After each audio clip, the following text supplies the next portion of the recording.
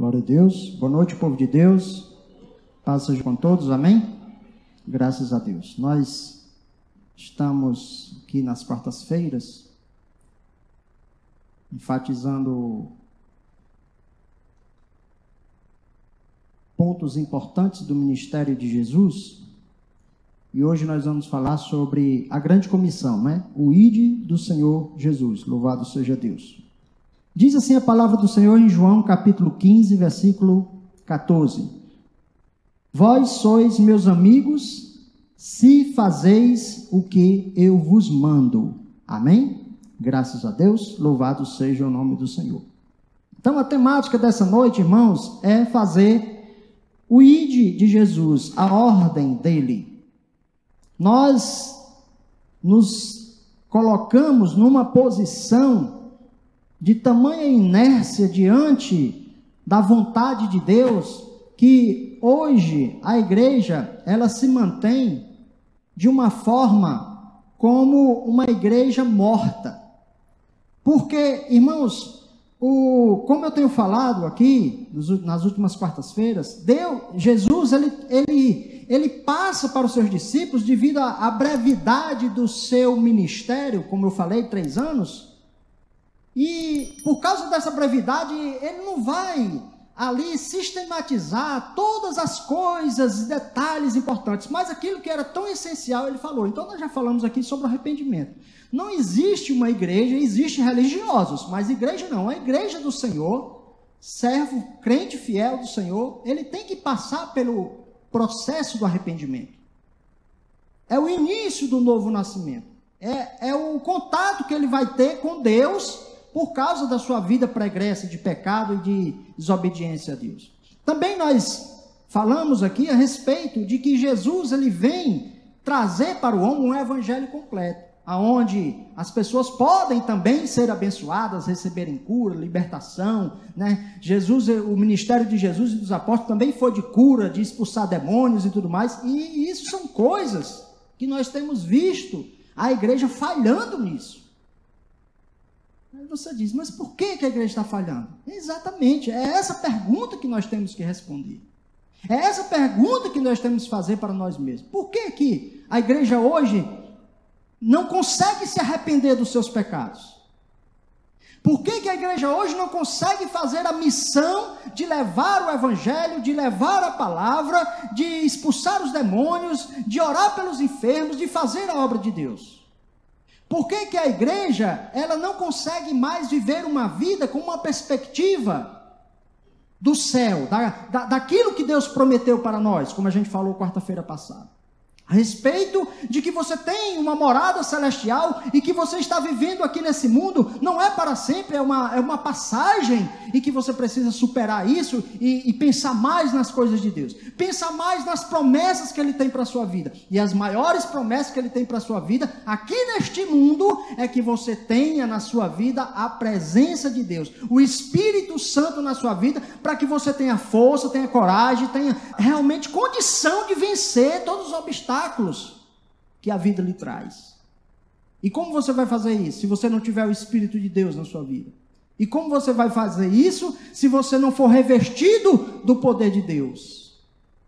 Então essa apatia que a igreja tem hoje de não desejar mais ser cheio de Deus e da presença de Deus é uma falha. Assim como é uma falha não se arrepender, assim como é uma falha não cumprir a vontade de Deus em levar bênção, vida, libertação, cura na vida das pessoas, assim como é uma falha a igreja não conseguir mais viver na perspectiva do céu, né? E hoje, eu costumo dizer o seguinte: quando você estiver nos últimos momentos da sua vida, e se você tiver que dar um conselho para alguém, alguma coisa importante para alguém, você não vai falar besteira, você não vai contar piada, você vai dizer exatamente aquilo que é mais essencial. E Jesus, nos últimos dias de vida dele, aquilo que ele mais falou para os seus discípulos foi justamente sobre esse ide, sobre essa obrigatoriedade da igreja, dos discípulos, dos seguidores dele, fazer a vontade dele, que é ir e expandir o evangelho. Louvado seja o nome do Senhor. Os 4 evangelhos. Vamos ler aqui 4 referências em cada um dos evangelhos. Primeiro, Mateus capítulo 28, tem lá o ide do Senhor. Mateus 28, 18 em diante. E chegando-se Jesus, falou-lhes, dizendo: é-me dado todo o poder no céu e na terra. Portanto, ide e fazei discípulo de todas as nações, batizando-os em nome do Pai e do Filho e do Espírito Santo, ensinando-os a guardar todas as coisas que eu vos tenho mandado. E eis que estou convosco todos os dias, até a consumação dos séculos. Diga graças a Deus. Marcos, segundo Evangelho, capítulo 16, versículo 15. E disse-lhe: ide por todo o mundo e pregai o Evangelho a toda a criatura. O versículo segue, mas vou parar por aqui. Lucas, terceiro Evangelho: em seu nome se pregasse o arrependimento e a remissão dos pecados. Era o que Jesus estava querendo dos seus discípulos. Que em seu nome se pregasse o arrependimento e a remissão dos pecados a todas as nações, começando por Jerusalém. Foi isso que eles fizeram, né? E destas coisas sois vós testemunhas. E o último evangelho, João, Jesus, ele não diz diretamente para todos os seus discípulos, mas diz para Pedro, que era naquele momento, né, o responsável pela igreja, e ali ele diz diversas vezes para Pedro essa mensagem de que ele tinha uma missão. E lá no capítulo 20 de João, capítulo 20, versículo 21, ele disse-lhes, pois, Jesus outra vez: Pai seja convosco, assim como o Pai me enviou, eu também envio a vós. Ou seja, Jesus, ele cumpre o ide do seu Pai.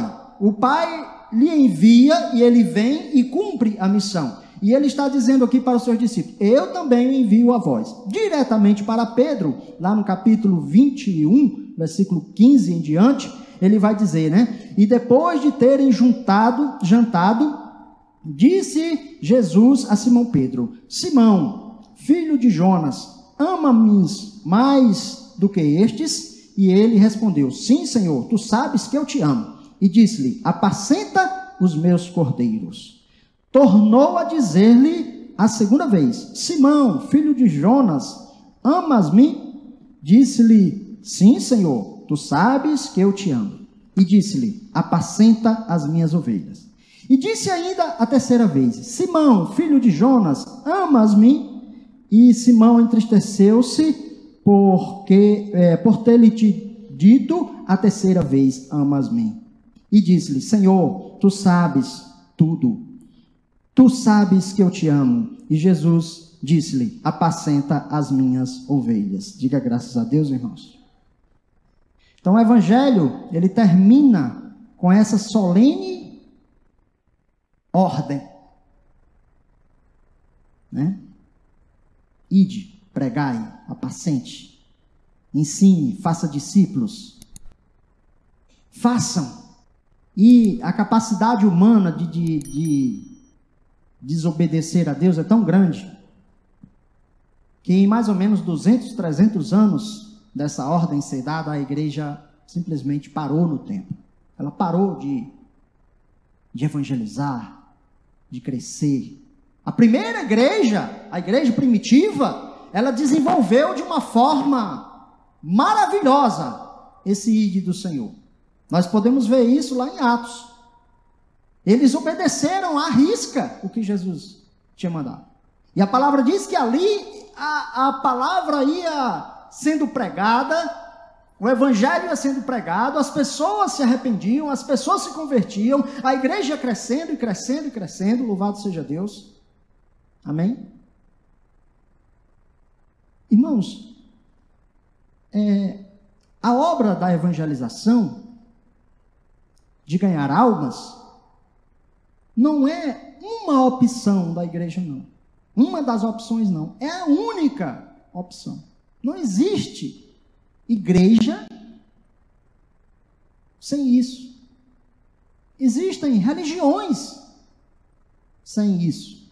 Mas que igreja que obedece ao Senhor, não existe. Olha, a igreja agora, ela estava na posição que Israel deveria ter estado lá no passado. Então Deus, ele cria um plano para que a nação de Israel levasse o evangelho, levasse a palavra, levasse a lei, levasse o Senhor, Jeová, a ser conhecido em todas as nações. Esse era o objetivo de Deus, lá no Antigo Testamento. Mas todo mundo sabe da história que Israel falhou nesse quesito. Não foi por falta de palavra, não. Vamos ler, só duas, né? Primeira, Isaías 43:10. Vós sois minhas testemunhas. Mais uma vez a palavra testemunha, né? É tão forte essa palavra, né, irmão? Testemunha.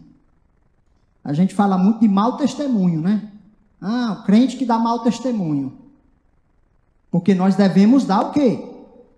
Testemunho, bom testemunho. Então diz a palavra: vós sois minhas testemunhas, diz o Senhor, o meu servo, a quem escolhi. Falando aqui da nação de Israel.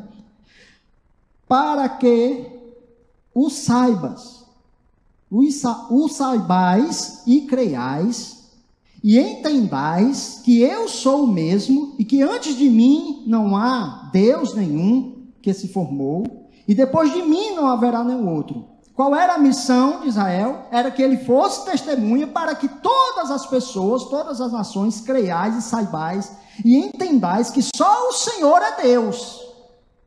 Por que existe idolatria? Porque o evangelho não é pregado.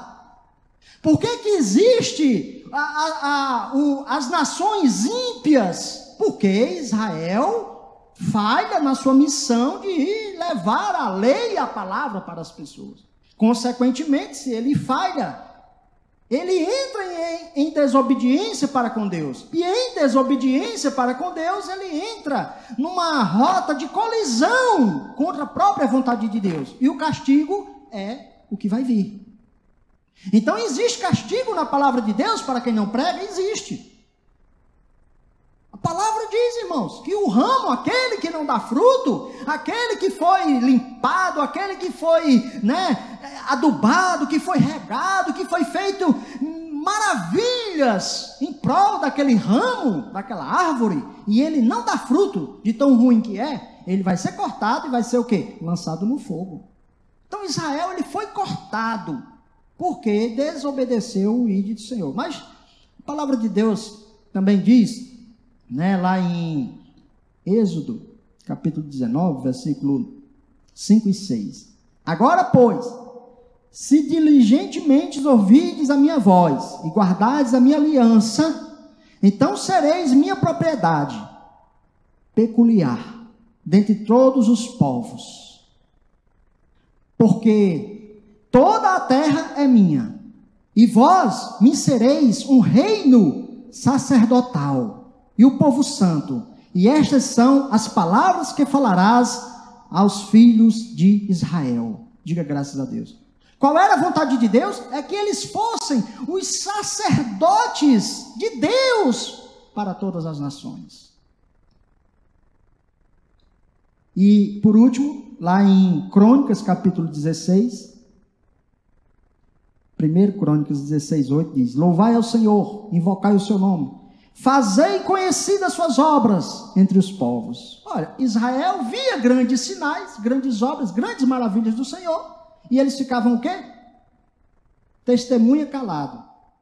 É o seguinte, irmãos, você está na frente da sua casa, aí acontece um crime bárbaro, você olhando, aí o que você faz? Você fecha a porta, vai para dentro, no outro dia a polícia chega investigando.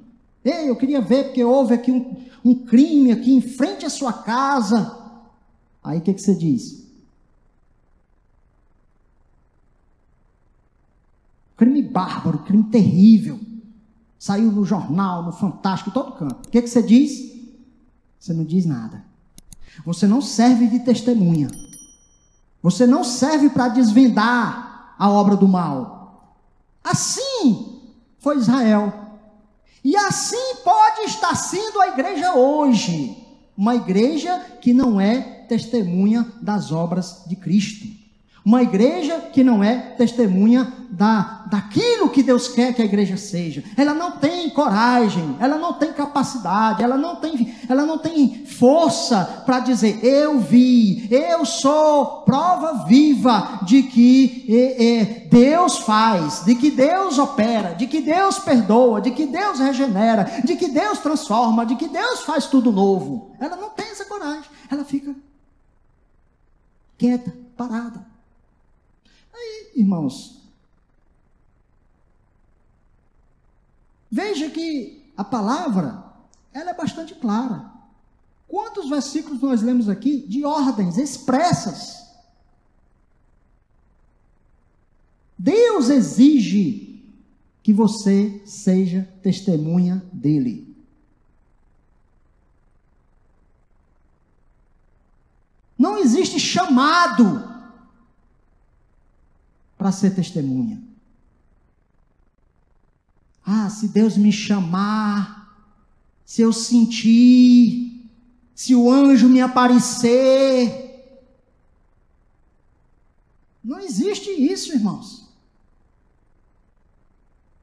Se você é igreja, se você é corpo de Cristo, se você tem os seus pecados perdoados, se você já foi regenerado, se você já tem a bênção e a certeza da salvação na sua vida, não existe isso de dizer: não, isso aí é com o pastor, isso aí é com os obreiros, isso aí é para quem gosta, isso aí é para quem sabe. Não existe essa opção.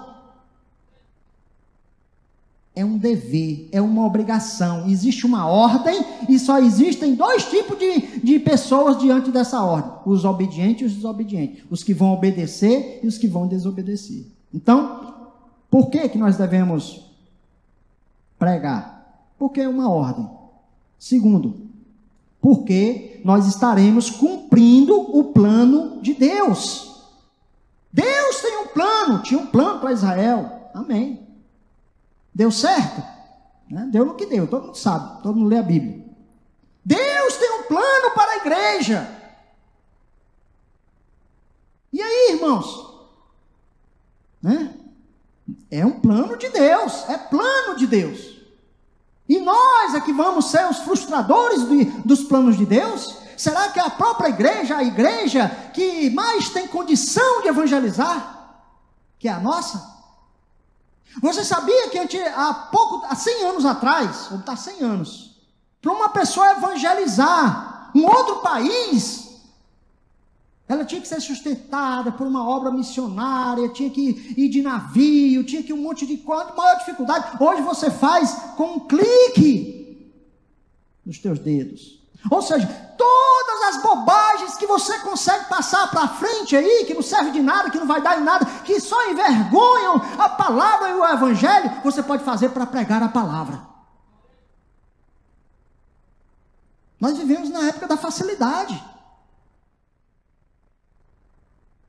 É plano de Deus, diz a palavra de Deus, irmãos, lá em 1 Timóteo. Porque isso é bom e agradável diante do nosso Senhor, que quer que todos os homens se salvem e venham ao conhecimento da verdade. Qual é a vontade de Deus? É que todos se salvem. Mas por que muita gente está indo para o inferno? Porque a igreja fica calada. Será que você nunca passou por essa experiência de sentir vontade de testemunhar de Jesus para uma pessoa? E a vergonha foi maior. A coragem foi pouca. Aí você não falou não. E depois a pessoa morreu. Já aconteceu isso com muita gente. Sabia? A palavra de Deus diz, irmãos, que nós devemos pregar, evangelizar e testemunhar. Sabe por quê? Porque o mundo está perdido. A palavra de Deus diz lá em João capítulo 5, versículo 19: o mundo jaz no maligno. O mundo está morto, o mundo está perdido. O maligno tem o domínio desse mundo. Quem é que pode libertar o homem Será que Deus está mandando hoje fileiras de anjos, milhares e milhares, milhares e milhares de anjos, para aparecer para os ímpios, para os pecadores? Não, a palavra de Deus diz que os anjos intentaram em fazer essa obra, e Deus diz, não, quem vai fazer é você, servo de Deus, você que é o profeta, você que é o testemunho, você que é o enviado, você que é o discípulo, você que é o filho, você que é o representante, você que é o embaixador do céu que está aqui na terra, amém? Você é o responsável por isso. Não olhe para mim não. Não olhe para o pastor não. Nós temos a mesma função, o mesmo peso, a mesma cobrança que você aí que está sentado. Não tem diferença nenhuma. Apenas ele vai cobrar mais do que ele dá mais. Mas se ele, não importa se ele deu 1, se ele deu 2 ou se ele deu 5, vai cobrar do mesmo jeito. Nessa parábola não tem ninguém que recebeu nenhum, tem? Tem não, sabe por quê? Porque no reino de Deus é assim, ninguém recebe nada. Não, todos recebem alguma coisa. Deus te deu alguma coisa, Deus te capacitou para alguma coisa. E aí é necessário você cumprir. Então, a palavra, por que nós devemos? Porque é plano de Deus e porque o mundo está perdido. E quarto, porque é um ato de amor ao próximo. Olha, irmãos, existe uma prova maior de falta de amor do que você ver as pessoas se perdendo e não ter coragem de alertar ela. Ver a pessoa morrendo, o destino dela é as chamas eternas. A palavra de Deus diz lá em João, capítulo 4, versículo 11, amados, se Deus assim nos amou, também nós devemos amar uns aos outros. Ele está falando aqui de um contexto que Deus nos amou tanto que enviou Jesus para morrer. Aí ele diz, olha, se Deus assim nos amou, nós devemos também amar os outros. Deus sentiu a misericórdia, Deus sentiu a pena de nos ver indo para o inferno, morrer eternamente. Então ele enviou seu filho para salvar. Aí o que a Bíblia diz? Deus é amor. Pois então, assim como Deus nos amou, nós devemos também fazer isso pelos outros. Diga graças a Deus. Em quinto lugar, porque nós somos responsáveis. Lá em Ezequiel capítulo 33, versículo 8, tem um dos versículos mais aterrorizantes da palavra. Se eu disser ao ímpio, Ezequiel 33, 8, se eu disser, olha, Deus dizendo ao ímpio, é Deus que está dando a sentença do ímpio. Está lá. Ó ímpio, certamente morrerás. Mas se tu não falares, para persuadir o ímpio do seu mau caminho, ele morrerá no caminho da sua iniquidade, porém o seu sangue eu requererei da tua mão. Olha aí, irmãos, o ímpio está condenado. Aí Deus diz, olha ímpio, você vai morrer. Mas você sabe. E se você não disser para ele, não persuadir ele a deixar aquele mau caminho, Deus vai requerer de você o sangue daquele ímpio, diz a palavra do Senhor. Lá em Provérbios 24, versículo 11 e 12, diz assim, se tu deixares de livrar os que estão sendo levados para a morte,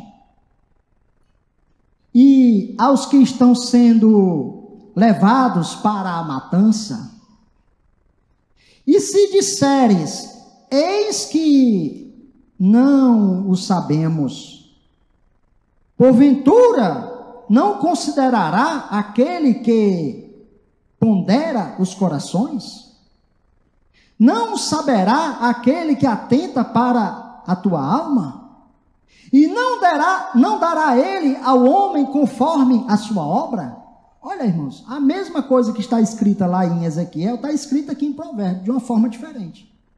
Ele diz, olha, se você vê a pessoa que está indo para a morte, Se você vê a pessoa que está indo para a matança, e você diz, não, eu não sei, eu não estou sabendo, eu não estou entendendo, eu não quero me envolver. Aí diz, porventura, Deus não conhece o teu coração?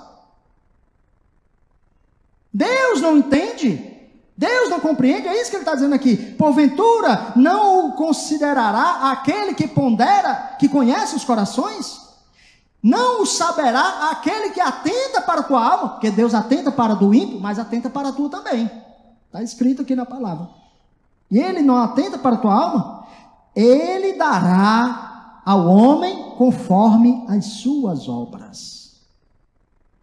Isso é uma boa obra, irmãos? Isso é uma boa obra? Ver as pessoas morrendo e deixar as pessoas morrerem? Ver as pessoas sofrendo e deixar as pessoas sofrendo no sofrimento? Ver a pessoa morrendo de dor e você com o elixir, com a cura, e não ter coragem de curar? E aí, é uma coisa tão aterrorizante a forma como a igreja tem vivido hoje, irmãos, que antigamente as pessoas oravam mesmo pelos familiares. Queria salvar o pai, queria salvar a mãe, pregava para os tios, para os primos. Hoje nem isso mais. Que dirá o mundo? Que dirá os ímpios? Então, irmãos, a palavra diz que nós somos responsáveis. E Deus responsabiliza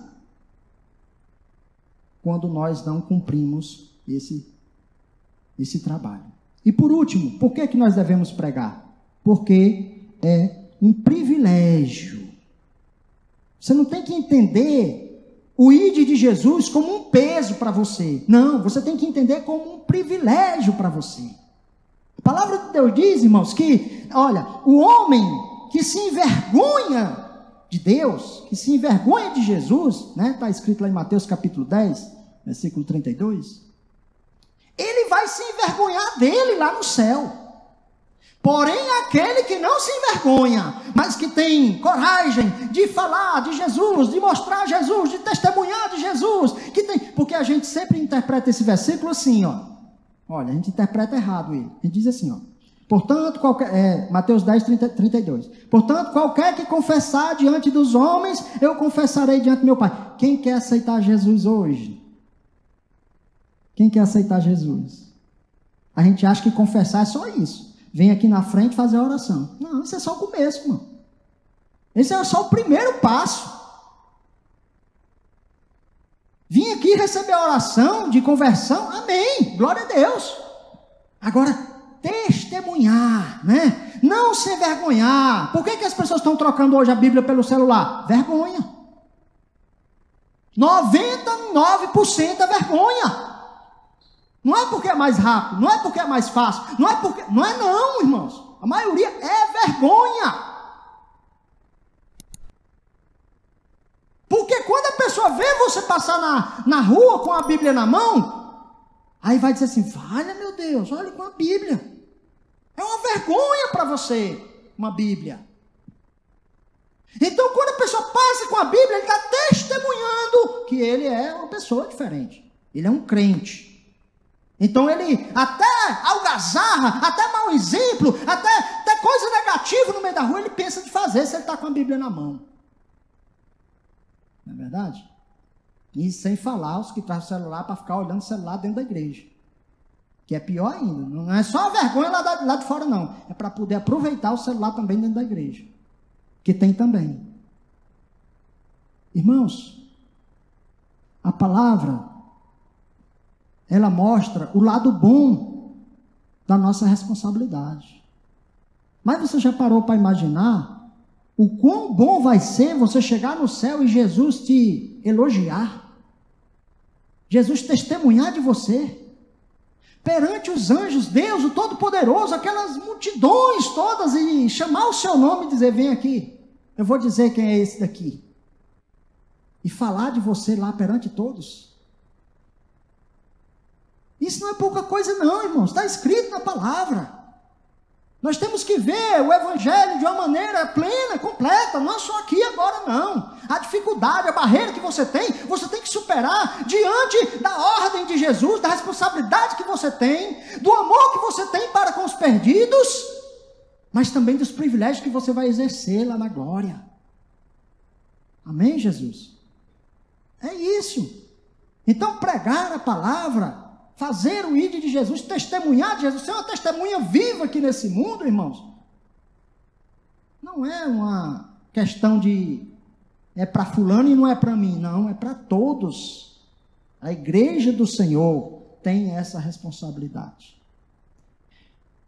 E outro tópico que eu queria falar com os irmãos, mas eu vou deixar para quarta-feira, que é por que nós temos dificuldade, né? Por que nós temos dificuldade, irmãos, de exercer o ID do Senhor? Por que nós temos dificuldade de ser uma testemunha viva do que Jesus fez e faz? Quarta-feira a gente fala sobre isso, em nome de Jesus, amém?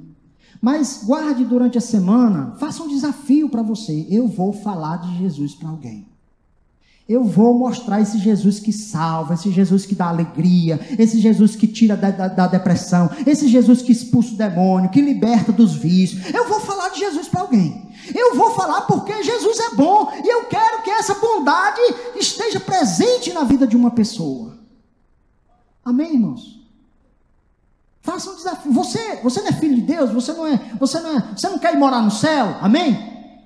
Sim ou não? Jesus, antes de morrer, foi o que ele disse para esse povo que quer ir morar no céu. Ide, pregai, ensinai, evangelizai, faça, seja testemunha viva, em nome de Jesus. Talvez ele esteja perguntando para você hoje, como perguntou para Pedro. Pedro, tu me amas? Eu amo. Porque falar que ama é bom, irmãos. Você sabe o que a igreja gosta hoje? É adorar a Deus, louvar a Deus. Isso é bom, irmãos, é certo, está na palavra. Mas ser crente é muito mais do que isso. Amém? Ser crente também é responsabilidade. Ser crente também é ser exigido, é ser cobrado.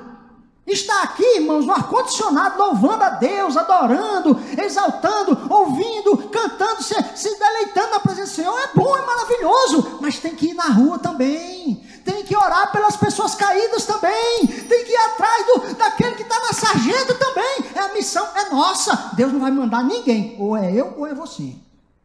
Diga graças a Deus. Vamos ficar de pé em nome de Jesus. Vamos orar.